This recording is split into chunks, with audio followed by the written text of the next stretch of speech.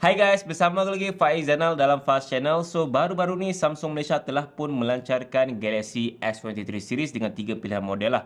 Dan harga untuk yang versi Ultra memang ada kenaikan yang agak tinggi juga, iaitu mencecah lebih RM7,000. Dan aku rasa ini bukan kali pertama Samsung jual smartphone dengan harga setinggi itu. Sebelum ni ada juga iaitu Galaxy Fold dengan harga lebih RM8,000 kan. Dan kali ni aku memang tak terkejut langsung yang Samsung ada naikkan harga untuk yang versi Ultra. Sebab technically memang banyak juga upgrade internally untuk versi Ultra kali ni kalau nak bandingkan dengan S22 Ultra tahun lepas. So, aku nak bagi 3 sebab kenapa aku dapatkan Galaxy S23 Ultra dan kenapa aku nak gunakan smartphone tu. Sebelum aku go through untuk bagi sebab kenapa aku dapatkan Galaxy S23 Ultra, aku nak kongsikan aku punya pengalaman untuk unboxing smartphone ni sendiri. Dan macam yang korang nampak, rekaan untuk kotak dia memang sedikit berbeza lah kalau nak bandingkan dengan Galaxy S22 Ultra sebelum ni.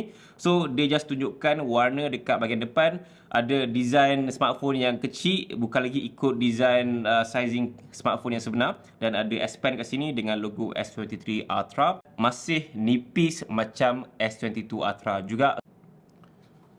So, macam inilah rupa dalam kotak untuk Samsung Galaxy S23 Ultra. Dan ini adalah warna hijau yang baru. Sebelum pun ada warna hijau juga, tapi yang ni warna hijau dia sedikit berbeza dan aku nampak lebih gelap. So, ini adalah kabel yang korang akan dapat, warna hitam, USB-C to USB-C, manual book dan juga SIM injector tools. Itu saja untuk Galaxy S23 Ultra. Dan untuk curve display ni memang korang tak boleh gunakan ataupun elakkan gunakan yang tempered glass. Sebab tempered glass dia akan membuatkan bahagian tepi-tepi ni mudah terangkat dan juga habuk senang masuk. So, aku recommend untuk korang just gunakan screen protector yang jenis film tu ataupun yang jenis silikon ke, dan banyak lagi lah korang just boleh dapatkan dekat Shopee ataupun just walk in saja untuk diorang pasangkan terus. Sekarang ni aku nak bagi 3 sebab kenapa aku dapatkan Samsung Galaxy S23 Ultra dan juga 3 sebab kenapa korang nak kena consider untuk beli smartphone ni, dan juga mungkin ini antara sebab untuk korang upgrade daripada smartphone yang sebelumnya. So, yang pertama sekali adalah dia punya display screen. So, kalau kita tengok Samsung Galaxy S22 Ultra sebelum ni, display screen dia masih kekalkan curve display ataupun form factor dia sebiji macam Samsung Galaxy Note. Tapi kali ni aku nampak Samsung ubah sedikit perkara tu. Yes, dia masih dengan S Pen, but dia punya display screen much better dan juga dia punya protection lagi bagus berbanding dengan Galaxy S22 Ultra.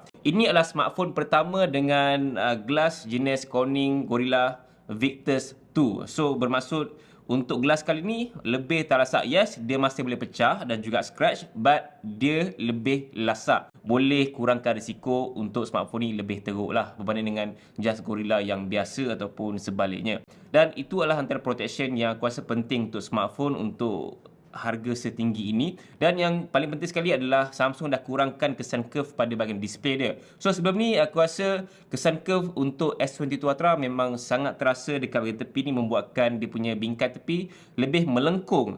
Which is kalau kita pegang tu kita rasa tajam sikit kat tepi. Tapi kali ni dengan kesan curve yang dah dikurangkan, bermaksud flat area dekat bahagian display tengah ni lebih besar ataupun kita rasa lebih nampak selesa dekat mata. So, dia boleh flatkan dekat bahagian tepi frame ni. So, ya, itu something yang aku rasa thumbs up untuk Samsung pada bahagian display screen. Feels pegang lebih rasa solid dan juga macam berkotak sikit. Dan Samsung masih kekalkan konsep flat dekat di atas dengan bucu yang agak tajam juga kat ujung ni. Smartphone ni pun boleh berdiri tanpa kita sandarkan dengan apa-apa. So, ya, this is S23 Ultra. Display dia yang memang aku rasa this is the top notch untuk smartphone sekarang ni.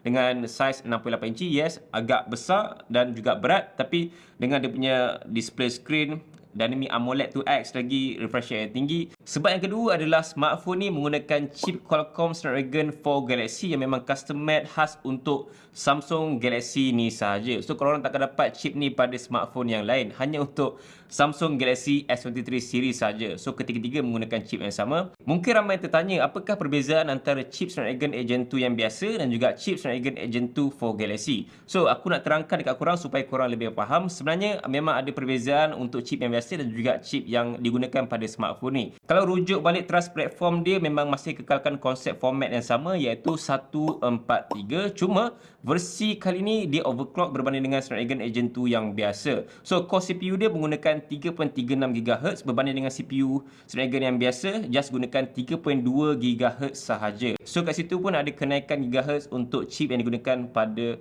smartphone ni berbanding dengan Snapdragon Gen 2 yang biasa, dan dia punya speed memang better untuk bahagian CPU dan juga GPU. Bermaksud chip ni boleh diumpamakan sebagai Snapdragon 8 Gen 2 Plus version. Untuk pasaran Malaysia tak ada pilihan 8GB RAM, memang semua 12GB of RAM dan juga storan mencecah 1TB dengan harga sekitar RM7,200.